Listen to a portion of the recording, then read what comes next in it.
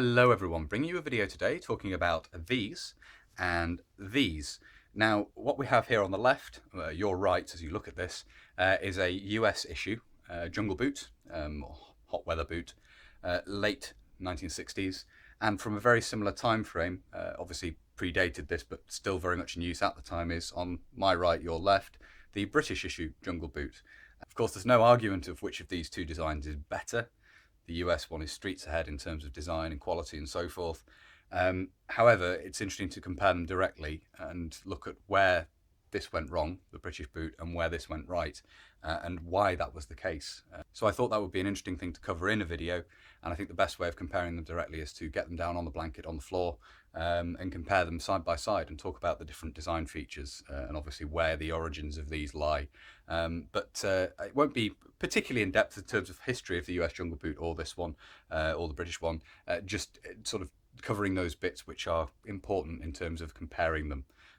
So without further ado, we'll have a look at them in a bit more detail.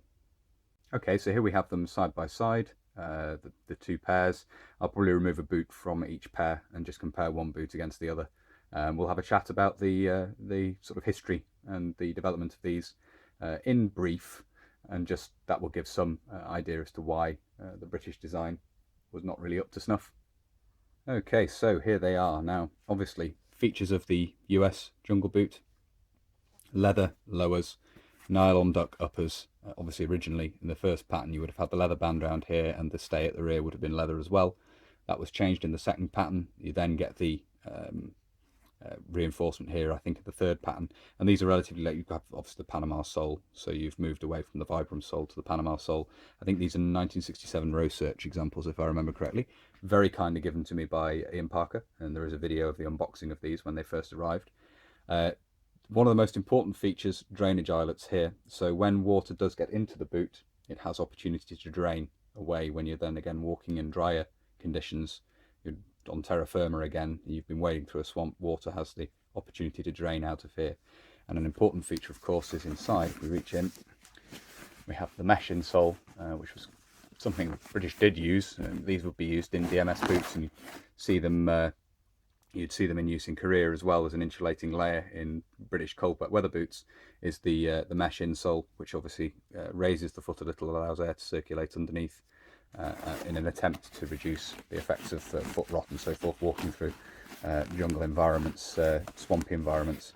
Sorry, that's probably a little bit loud on the video, the rustling of putting that back in, but never mind, I'll put it in properly in a minute or two to save on too much rustling there.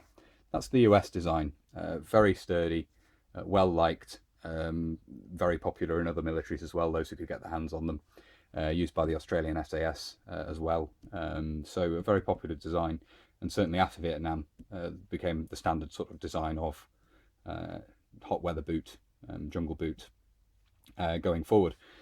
The British, in contrast, is essentially just a tall Converse canvas boot. So it's cotton canvas, laced all the way up there, obviously with hooks, speed lacing at the top here, and a rubber lower up to here. Varied designs of these. These are probably late 60s, 70s examples, so actually in keeping with the row search US pair here. Ankle reinforcement there to prevent obviously any rubbing there from just wearing through the canvas. You have a rubber pad there. One of the biggest issues with these is not only the fact they're very lightly made, they're not very durable, is the fact you don't have any drainage eyelets, and this is something that is actually brought up by British troops at the time, which we'll just have a look at now. The jungle boot will last, if you're lucky, 2 days or 3 days on patrol.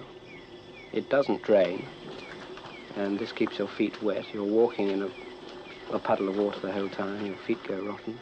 It seems such a basic element of kit for going into the jungle, but we've been operating in the jungle for many, many years now, and one would have thought that a decent jungle boot would have come out of all this. So that's one of the biggest issues with the British jungle boot, quite apart from the lack of durability, is the fact they don't drain. So up to this point, up to where the rubber sits, that will pool water. Obviously the water will get in through the canvas and then sit in that rubber section. So the whole of this section here will be full, the whole of where the foot is essentially. You'll be walking in a puddle of water and they don't drain.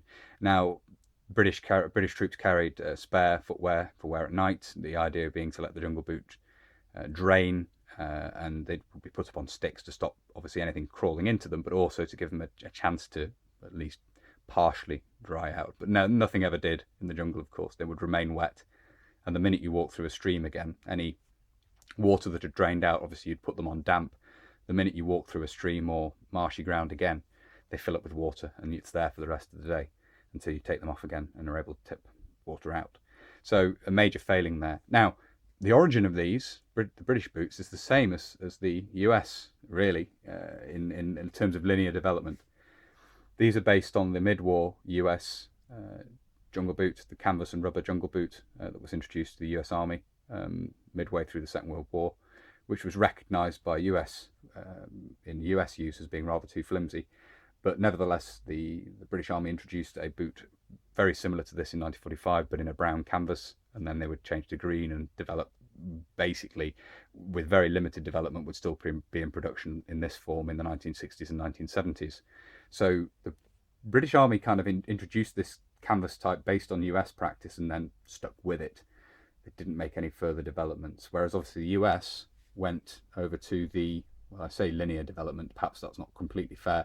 They took obviously and took the design of the buckled combat boot and made the tropical version, commonly colloquially known as the Okinawa boot, and then obviously proceeded with the further development of that design in the 1950s, the very late 1950s. You had trials and examples of these, and then obviously they were standardized, introduced as a limited standard, and then standardized for use in Vietnam with various incremental improvements which we've talked about: the removal of the leather stay at the rear, addition of ankle reinforcement, and so forth, until you had a very good jungle boot design. Another area of incremental development in the US boot, of course, was the introduction of the spike protective sole to prevent spikes piercing the sole of the boot. And this is something which obviously the British boot does not have. It's a very thin rubber sole, and the two designs of boot were concurrently used very briefly in Vietnam. The Australians took some of the British jungle boots with them, those men who'd been out in the Far East fighting alongside British troops, and they were fairly swiftly consigned to wear around base and then phased out of use entirely, partly because of this lack of protection against punji traps and so forth.